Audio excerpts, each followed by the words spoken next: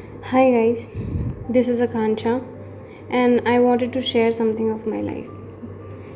Something in the sense basically मेरे life के mistakes जिनसे मैंने बहुत कुछ सीखा है और मुझे ऐसा लगा that you guys can also learn from it.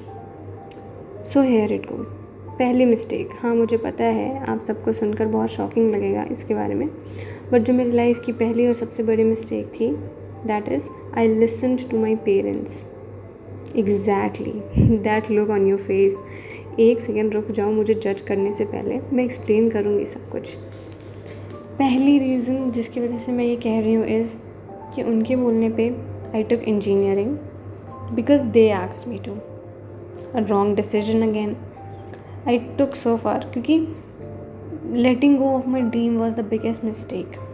इसका मॉरल ये है कि हमारे पेरेंट्स जो भी डिसीजन लेते हैं वो ज़रूरी नहीं कि हमेशा राइट पाथ पे ही लीड करे, इसीलिए प्लीज़ चूज़ वाइजली. दूसरा रीज़न, उन्होंने मुझसे कहा कि अपनी बाइक बेच दो and that was the only bike I owned. क्यों? जस्ट बिकॉज क्योंकि मैं लड़की थी और लड़कियां बाइक थोड़ी चलाती हैं. मैं इतनी डम्ब थी कि मैंने उनकी बात मान ली. I truly missed my bike after that. तीसरी चीज़, यू आर अ गर्ल. और ये चीज़ वो हमेशा कहते थे, लाइक हमेशा, कि तुम एक लड़की हो. और दूसरा डायलॉग ये होता था कि you are not suppose to do this. लड़कियां ऐसे नहीं करती हैं, लड़कियां वैसे नहीं करती हैं, इनको ये करना चाहिए, वो करना चाहिए. और I seriously have no idea कि लोग ऐसा क्यों करते, पेरेंट्स और सोसाइटी वाले ऐसा क्यों कहते हैं. ये लोग बस रिस्ट्रिक्ट कर देते हैं हमें कुछ भी करने से, और एंड में क्या होता है, हमें कुछ भी करने की आज़ादी मिलती ही नहीं है.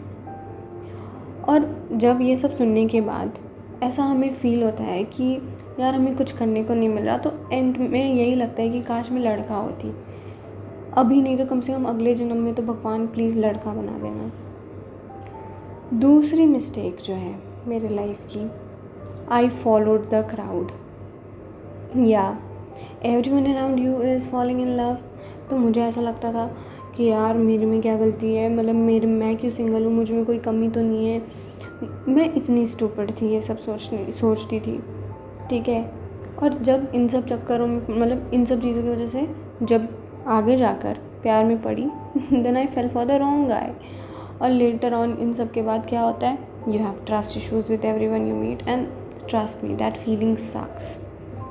तुम्हारे आसपास जितने लोग हैं वो सब किसी न किसी चीज़ में एंगेज्ड हैं, किसी रिडिकुलस स्टफ में है involve. You try to follow them and you fail every time. मेरे पास ऐसी बहुत सी स्टोरीज़ है इस चीज़ को लेके. मॉरल ये है कि do what ever you feel like doing. दूसरों को फॉलो करना छोड़ दो, अगर तुम्हें सही लगता है तो करो. तीसरी जो मिस्टेक है मेरी सबसे बड़ी, वो है कि मैं चुप रही. जब भी लोग मेरे पीठ पीछे कुछ कह रहे थे मैं चुप रही. मुझे कुछ कहना चाहिए था, रिएक्ट करना चाहिए था, लेकिन मैंने नहीं किया.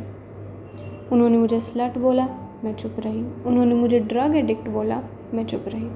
उन्होंने मुझे बाइसेक्सुअल बोला, मैं फिर भी चुप रही. और लोग मेरे आसपास बिलीव कर लेते थे ये सब नॉनसेंस मेरे बारे में, क्योंकि मैं कुछ नहीं कहती थी, ट्रुथ एक्सप्लेन ही नहीं करती थी उनको. इन चीज़ों की वजह से कितनी न जाने कितनी स्लीपलेस नाइट्स रहे, और ये चीज़ें मुझे हॉन्ट करती थी बहुत लंबे टाइम तक. फाइनली मैं यही बोलूँगी that you learn from your mistakes.